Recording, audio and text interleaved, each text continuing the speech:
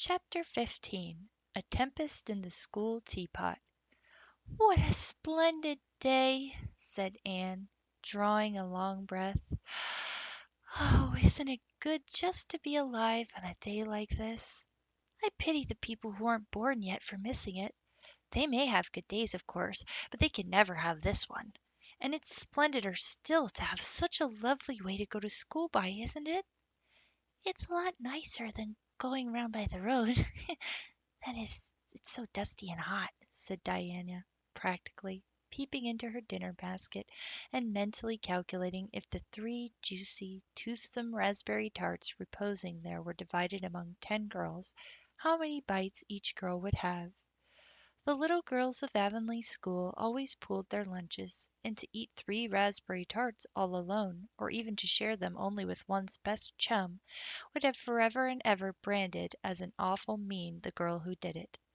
And yet, when the tarts were divided among 10 girls, you got just enough to tantalize you. The way Anne and Diana went to school was a pretty one.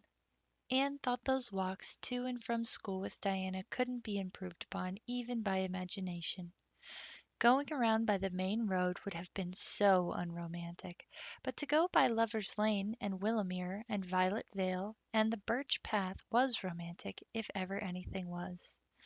Lover's Lane opened out below the orchard at Green Gables and stretched far up into the woods to the end of the Cuthbert farm. It was the way by which the cows were taken to the back pasture and the wood hauled home in the winter. Anne had named it Lover's Lane before she had been a month at Green Gables. "Not that lovers ever really walk there," she explained to Marilla, "but Diana and I are reading a perfectly magnificent book, and there's a Lover's Lane in it, so we wanted to have one too. And it's a very pretty name, don't you think? So romantic. We can't imagine the lovers into it, you know. I like that lane because you can think out loud there without people calling you crazy." Anne, starting out alone in the morning, went down Lover's Lane as far as the brook. Here Diana met her, and the 2 little girls went on up the lane under the leafy arch of maples. "Maples are such sociable trees," said Anne. "They're always rustling and whispering to you," until they came to a rustic bridge. Then they left the lane and walked through Mr. Barry's back field and past Willowmere. Beyond Willowmere came Violet Vale, a little green dimple in the shadow of Mr. Andrew Bell's big woods. "Of course there are no violets there now," Anne told Marilla, "but Diana says there are millions of them in spring. Oh, Marilla, can't you just imagine you see them? It actually takes away my breath. I named it Violet Vale. Diana says she never saw the beat of me for hitting on fancy names for places. It's nice to be clever at something, isn't it? But Diana named the Birch Path. She wanted to, so I let her.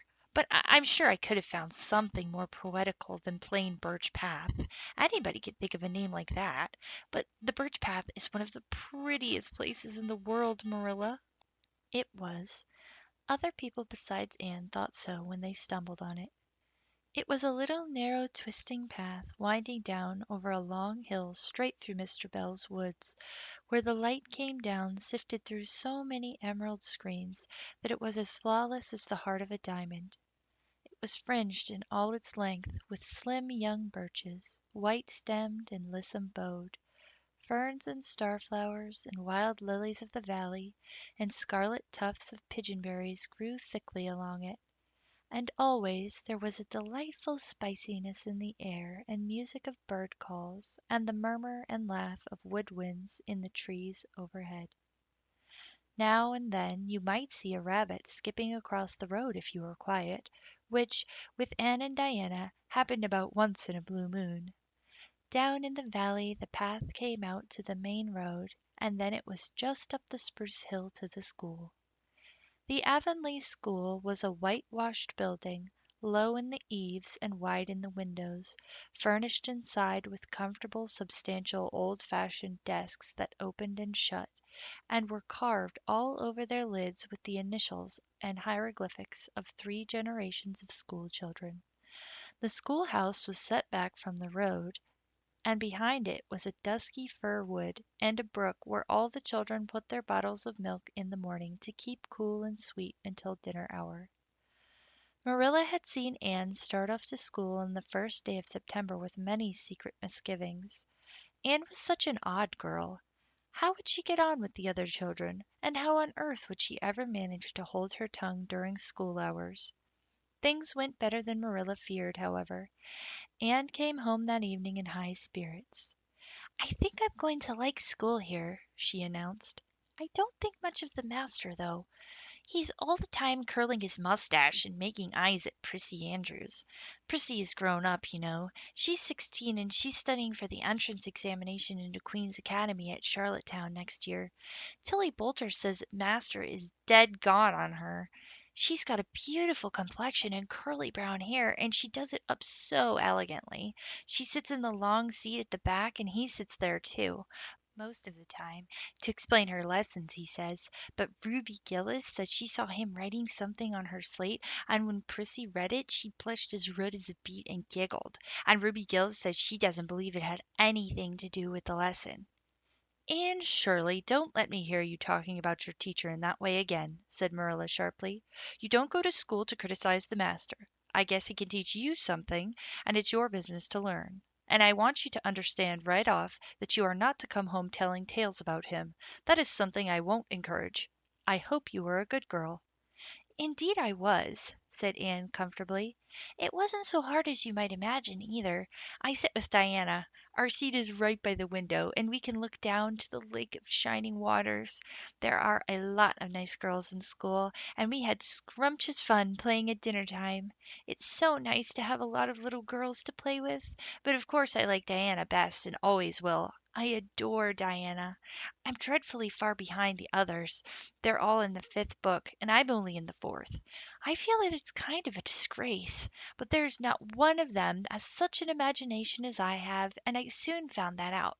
We had reading and geography and Canadian history and dictation today. Mr. Phillips said my spelling was disgraceful, and he held up my slate so that everybody could see it, all marked over. I felt so mortified, Marilla. He might have been politer to a stranger, I think. Ruby Gillis gave me an apple, and Sophia Sloane lent me a lovely pink card with "May I see you home" on it. I'm going to give it back to her tomorrow. Oh, and Tilly Boulter let me wear her bead ring all the afternoon. Can I have some of those pearl beads off the old pincushion in the garret to make myself a ring? And oh, Marilla, Jane Andrews told me that Minnie McPherson told her that she heard Prissy Andrews tell Sarah Gillis that I had a very pretty nose. Marilla, that is the first compliment I have ever had in my life, and you can't imagine what a strange feeling it gave me. Marilla, have I really a pretty nose? I know you'll tell me the truth." "Your nose is well enough," said Marilla shortly. Secretly, she thought Anne's nose was a remarkably pretty one, but she had no intention of telling her so. That was 3 weeks ago, and all had gone smoothly so far. And now, this crisp September morning, Anne and Diana were tripping blithely down the birch path, two of the happiest little girls in Avonlea. "I guess Gilbert Blythe will be in school today," said Diana. "He has been visiting his cousins over in New Brunswick all summer, and he only came home Saturday night. He's awfully handsome, Anne, and he teases the girls something terrible. He just torments our lives out." Diana's voice indicated that she rather liked having her life tormented out than not. "Gilbert Blythe?" said Anne. "Isn't his name that's written up on the porch wall with Julia Bell's and a big 'Take Notice' over them?" "Yes," said Diana, tossing her head. "But I'm sure he doesn't like Julia Bell so very much. I've heard him say he's studied the multiplication table by her freckles." "Oh, don't speak about freckles to me," implored Anne. "It isn't delicate when I've got so many. But I do think that writing 'Take Notices' up on the wall about the boys and girls is the silliest ever. I should just like to see anybody dare to write my name up with the boys. Not, of course," she hastened to add, "that anybody would." Anne sighed. She didn't want her name written up, but it was a little humiliating to know that there was no danger of it. Nonsense, said Diana, whose black eyes and glossy tresses had played such havoc with the hearts of Avonlea schoolboys that her name figured up on the porch walls in half a dozen take-notices. It's only meant as a joke. And don't you be too sure that your name won't ever be written up. Charlie Sloane is dead gone on you. He told his mother, mind you, that you were the smartest girl in school. That's better than being good looking." "No, it isn't," said Anne, feminine to the core. "I'd rather be pretty than clever, and I hate Charlie Sloane. I can't bear a boy with goggle eyes. If anyone wrote my name up with his, I'd never get over it, Diana Barry. But it is nice to keep head of your class." "You'll have Gilbert in your class after this," said Diana. "And he's used to being head of the class, I can tell you. He's only in the fourth book, although he's nearly 14. 4 years ago his father was sick and had to go out to Alberta for his health, and Gilbert went with him. They were there 3 years, and Gil didn't go to school hardly any until they came back. You won't find it so easy to keep head after this, Anne." "I'm glad," said Anne quickly. "I couldn't really feel proud of keeping head of little boys and girls of just 9 or 10. I got up yesterday spelling abolition. Josie Pye was head, and mind you, she peeped in her book. Mr. Phillips didn't see her. He was looking at Percy Andrews, but I did. I just swept her a look of freezing scorn, and she got as red as a beet and spelled it wrong after all." "Those Pye girls are cheats all round," said Diana indignantly as they climbed the fence of the main road. "Gertie Pye actually went and put her milk bottle in my place in the brook yesterday. Did you ever? I don't speak to her now." When Mr. Phillips was in the back of the room hearing Prissy Andrews' Latin, Diana whispered to Anne, "That's Gilbert Blythe sitting right across the aisle from you, Anne. Just look at him and see if you don't think he's handsome." Anne looked accordingly. She had a good chance to do so, for the said Gilbert Blythe was absorbed in stealthily pinning the long yellow braid of Ruby Gillis, who sat in front of him, to the back of her seat. He was a tall boy, with curly brown hair, roguish hazel eyes, and a mouth twisted into a teasing smile. Presently Ruby Gillis started up to take a sum to the master.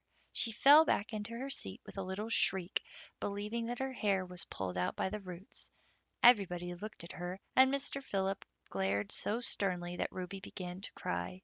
Gilbert had whisked the pin out of sight and was studying his history with the soberest face in the world.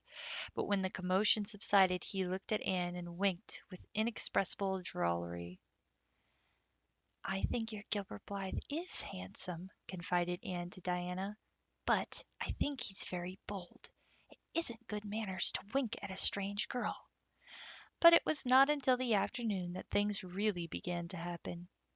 Mr. Phillips was back in the corner explaining a problem in algebra to Prissy Andrews, and the rest of the scholars were doing pretty much as they pleased, eating green apples, whispering, drawing pictures on their slates, and driving crickets harnessed to strings up and down aisles. Gilbert Blythe was trying to make Anne Shirley look at him, and failing utterly, because Anne was at that moment totally oblivious not only to the very existence of Gilbert Blythe, but of every other scholar in Avonlea school itself. With her chin propped on her hands, and her eyes fixed on the blue glimpse of the lake of shining waters that the west window afforded, she was far away in a gorgeous dreamland, hearing and seeing nothing save her own wondrous visions. Gilbert Blythe wasn't used to putting himself out to make a girl look at him and meeting with failure. She should look at him. That red-haired Shirley girl with the little pointed chin and the big eyes that weren't like the eyes of any girl in Avonlea school. Gilbert reached across the aisle, picked up the end of Anne's long red braid, held it out at arm's length, and said in a piercing whisper, "Carrots! Carrots!" Then Anne looked at him with a vengeance. She did more than look. She sprang to her feet, her bright fancies fallen into cureless ruin. She flashed one indignant glance at Gilbert from eyes whose angry sparkle was swiftly quenched in equally angry tears. "You mean, hateful boy!" she exclaimed passionately. "How dare you?" And then thwack! Anne had brought her slate down on Gilbert's head and cracked it, slate, not head, clear across. Avonlea school always enjoyed a scene. This was an especially enjoyable one. Everybody said, "Oh!" in horrid delight. Diana gasped. Ruby Gillis, who was inclined to be hysterical, began to cry. Tommy Sloane let his team of crickets escape him altogether, while he stared open-mouthed at the tablet. Mr. Phillips stalked down the aisle and laid his hand heavily on Anne's shoulder. "Anne Shirley, what does this mean?" he said angrily. Anne returned no answer. It was asking too much of flesh and blood to expect her to tell before the whole school that she had been called carrots. Gilbert, it was, who spoke up stoutly. It was my fault, Mr. Phillips. I teased her. Mr. Phillips paid no heed to Gilbert. "I'm sorry to see people of mine displaying such a temper, and such a vindictive spirit," he said in a solemn tone, as if the mere fact of being a pupil of his ought to root out all evil passions from the hearts of small imperfect mortals. "and go and stand on the platform and run to the blackboard for the rest of the afternoon." Anne would have infinitely preferred a whooping to this punishment, under which her sensitive spirit quivered as from a whiplash. With a white, set face she obeyed. Mr. Phillips took a chalk crayon and wrote on the blackboard above her head, "Anne Shirley has a very bad temper. Anne Shirley must learn to control her temper." and then read it out loud so that even the primer class, who couldn't read writing, should understand it. Anne stood there the rest of the afternoon, with that legend above her. She did not cry or hang her head. Anger was still too hot in her heart for that, and it sustained her amid all her agony of humiliation. With resentful eyes and passion-red cheeks she confronted alike Diana's sympathetic gaze, and Charlie Sloane's indignant nods, and Josie Pye's malicious smiles. As for Gilbert Blythe, she would not even look at him. She would never look at him again. She would never speak to him. When the school was dismissed, Anne marched out with her red head held high. Gilbert Blythe tried to intercept her at the porch door. "I'm awfully sorry I made fun of your hair, Anne," he whispered contritely. "Honest, I am. Don't be mad for keeps now." Anne swept by disdainfully, without look or sign of hearing. "Oh, how could you, Anne?" breathed Diana as they went down the road half reproachfully, half admiringly. Diana felt that she could never have resisted Gilbert's plea. "I shall never forgive Gilbert Blythe," said Anne firmly. "And Mr. Phillips spelled my name without an E, too. The iron has entered into my soul, Diana." Diana hadn't the least idea what Anne meant, but she understood it was something terrible. "You mustn't mind Gilbert making fun of your hair," she said soothingly. "Why, he makes fun of all the girls. He laughs at mine, too, because it's so black. He's called me a crow a dozen times, and I'd never heard him apologize for anything before, either." "There's a great deal of difference between being called a crow and being called carrots," said Anne with dignity. "Gilbert Blythe has hurt my feelings excruciatingly, Diana." It is possible the matter might have blown over without more excruciation if nothing else had happened. But when things begin to happen, they are apt to keep on. Avonlea scholars often spent noon hour picking gum in Mr. Bell's spruce grove over the hill and across his big pasture field. From there they could keep an eye on Eben Wright's house, where the master boarded. When they saw Mr. Phillips emerging therefrom, they ran for the schoolhouse. But the distance being about 3 times longer than Mr. Wright's lane, they were very apt to arrive there, breathless and gasping, some 3 minutes too late. On the following day Mr. Phillips was seized with one of his spasmodic fits to perform, and announced before going home to dinner that he should expect to find all the scholars in their seats when he returned. Anyone who came in late would be punished. All the boys and some of the girls went to Mr. Bell's spruce grove as usual, fully intending to stay only long enough to pick and chew. But spruce groves are seductive, and yellow nuts of gum beguiling. They picked and loitered and strayed, and as usual the first thing that recalled them to a sense of the flight of time was Jimmy Glover shouting from the top of a patriarchal old spruce, "Master's comin'!" The girls who were on the ground started first and managed to reach the schoolhouse in time, but without a second to spare. The boys, who had to wriggle hastily down from the trees, were later, and Anne, who had not been picking gum at all, but was wandering happily in the far end of the grove, waist deep among the bracken, singing softly to herself with a wreath of rice lilies on her hair, as if she were some wild divinity of the shadowy places, was latest of all. Anne could run like a deer, however. Run she did, with the impish results that she overtook the boys at the door and was swept into the schoolhouse among them just as Mr. Phillips was in the act of hanging up his hat. Mr. Phillips's brief reforming energy was over. He didn't want the bother of punishing a dozen pupils, but it was necessary to do something to save his word, so he looked about for a scapegoat and found it in Anne, who had dropped into her seat, gasping for breath, with a forgotten lily wreath hanging askew over one ear and giving her a particularly rakish and disheveled appearance. "And, Shirley, since you seem to be so fond of the boys' company, we shall indulge your taste for it this afternoon," he said sarcastically. "Take those flowers out of your hair and sit with Gilbert Blythe." The other boys snickered. Diana, turning pale with pity, plucked the wreath from Anne's hair and squeezed her hand. Anne stared at the master as if turned to stone. "Did you hear what I said, Anne?" queried Mr. Phillips sternly. "Yes, sir," said Anne slowly, "but I didn't suppose you really meant it." "I assure you I did." Still with the sarcastic inflection which all the children, and Anne especially, hated. It flicked on the raw. "Obey me at once." For a moment Anne looked as if she meant to disobey. Then, realizing that there was no help for it, she rose haughtily, stepped across the aisle, sat down beside Gilbert Blythe, and buried her face in her arms on the desk. Ruby Gillis, who got a glimpse of it as it went down, told the others going home from school that she'd "Actually never seen anything like it. It was so white with awful little red spots on it." to Anne this was as the end of all things. It was bad enough to be singled out for punishment from among a dozen equally guilty ones. It was worse still to be sent to sit with a boy, but that boy should be Gilbert Blythe was heaping insult on injury to a degree utterly unbearable.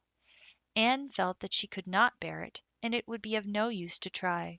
Her whole being seethed with shame and anger and humiliation.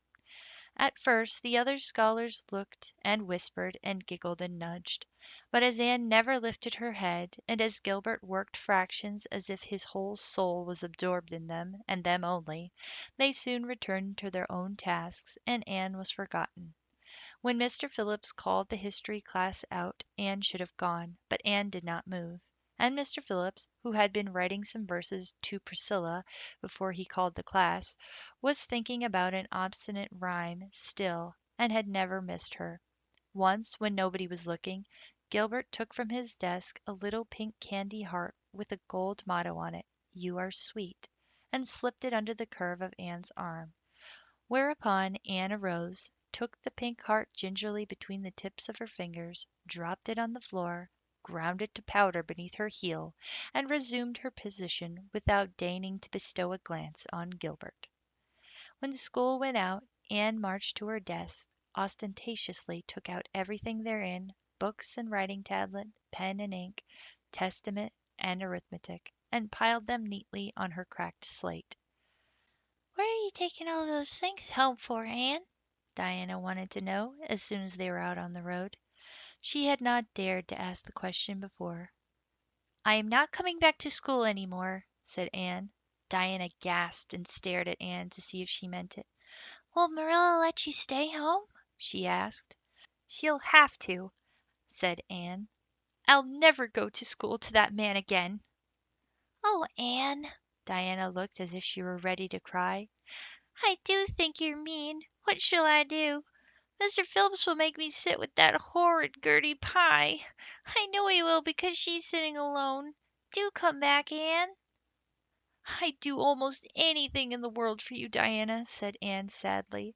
"I'd let myself be torn limb from limb if it would do you any good, but I can't do this, so please don't ask it. You harrow up my very soul." "Just think of all the fun you will miss," mourned Diana. "We're going to build the loveliest new house down by the brook, and we'll be playing ball next week, and you've never played ball, Anne. It's tremendously exciting, and we're going to learn a new song. Jane Andrews is practicing it up now, and Alice Andrews is going to bring a new Pansy book next week, and we're all going to read it aloud. Chapter about down by the brook, and you know you are so fond of reading out loud, Anne." Nothing moved Anne in the least. Her mind was made up. She would not go to school to Mr. Phillips again. She told Marilla so when she got home. "Nonsense," said Marilla. "It isn't nonsense at all," said Anne, gazing at Marilla with solemn, reproachful eyes.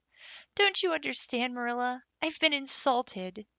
"Insulted fiddlesticks! You'll go to school tomorrow as usual." "Oh, no." Anne shook her head gently. "I'm not going back, Marilla. I'll learn my lessons at home, and I'll be as good as I can be, and hold my tongue all the time if it's possible at all. But I will not go back to school, I assure you." Marilla saw something remarkably like unyielding stubbornness looking out of Anne's small face. She understood that she would have trouble in overcoming it, but she resolved wisely to say nothing more just then. "I'll run down and see Rachel about it this evening," she thought. "There's no use reasoning with Anne now. She's too worked up, and I've an idea she can be awful stubborn if she takes the notion. Far as I can make out from her story, Mr. Phillips has been carrying matters with a rather high hand. But it would never do to say so to her. I'll just talk it over with Rachel. She's sent 10 children to school, and she ought to know something about it. She'll have heard the whole story, too, by this time." Marilla found Mrs. Lynde knitting quilts as industriously and cheerfully as usual. "I suppose you know why I've come about," she said, a little shamefacedly. Mrs. Rachel nodded. "About Anne's fuss in school, I reckon," she said. "Tilly Boulter was in on her way home from school and told me all about it." "I don't know what to do with her," said Marilla. "She declares she won't go back to school. I never saw a child so worked up. I've been expecting trouble ever since she started to school. I knew things were going too smooth to last. She's so high strung. What would you advise, Rachel?" "Well, since you've asked my advice, Marilla," said Mrs. Lynde amiably. Mrs. Lynde dearly loved to be asked for advice. "I'd just humor her for a little at first, that's what I'd do. It's my belief that Mr. Phillips was in the wrong. Of course, it doesn't do to say so to the children, you know. And of course he did right to punish her yesterday for giving way to temper. But today it was different. The others who were late should have been punished as well as Anne, that's what. And I don't believe in making the girls sit with the boys for punishment. It isn't modest. Tilly Boulter was real indignant. She took Anne's part right through and said all the scholars did too. Anne seems real popular among them somehow. I never thought she'd take with them so well." "Then you really think I'd better let her stay home?" said Marilla in amazement. "Yes, that is, I wouldn't say school to her again until she said it herself. Depend upon it, Marilla, she'll cool off in a week or so and be ready enough to go back of her own accord, that's what. While if you were to make her go back right off, dear knows what freak or tantrum she'd take next and make more trouble than ever. The less fuss made the better, in my opinion. She won't miss much by not going to school, as far as that goes. Mr. Phillips isn't any good at all as a teacher.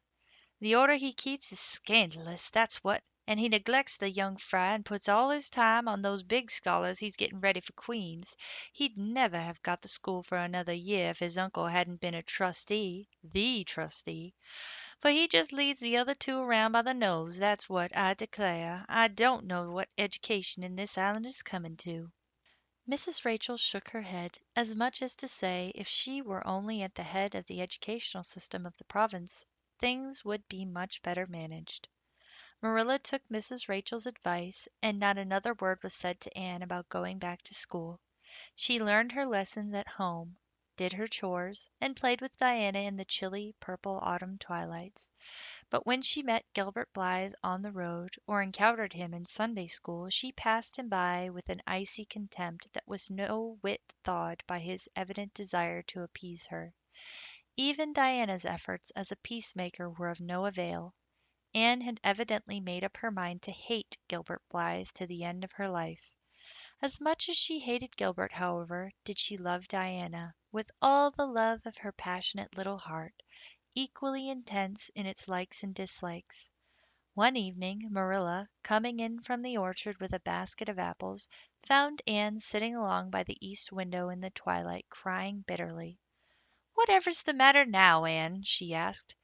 "It's about Diana," sobbed Anne luxuriously. "I love Diana so, Marilla. I cannot ever live without her. But I know very well when we grow up that Diana will get married and go away and leave me. And oh, what shall I do? I hate her husband. I just hate him furiously. I've been imagining it all out, the wedding and everything. Diana dressed in snowy garments with a veil and looking as beautiful and regal as a queen. And me, the bridesmaid, with the lovely dress too, and puff sleeves, but with the breaking heart hid beneath my smiling face. And then bidding Diana good-bye. Uh, uh, Here Anne broke down entirely and wept with increasing bitterness. Marilla turned quickly away to hide her twitching face, but it was no use. She collapsed on the nearest chair and burst into such a hearty and unusual peal of laughter that Matthew, crossing the yard outside, halted in amazement. When had he heard Marilla laugh like that before? "Ah, well, Anne Shirley," said Marilla as soon as she could speak, "if you must borrow trouble, for pity's sake borrow it handier home. I should think you had an imagination, sure enough."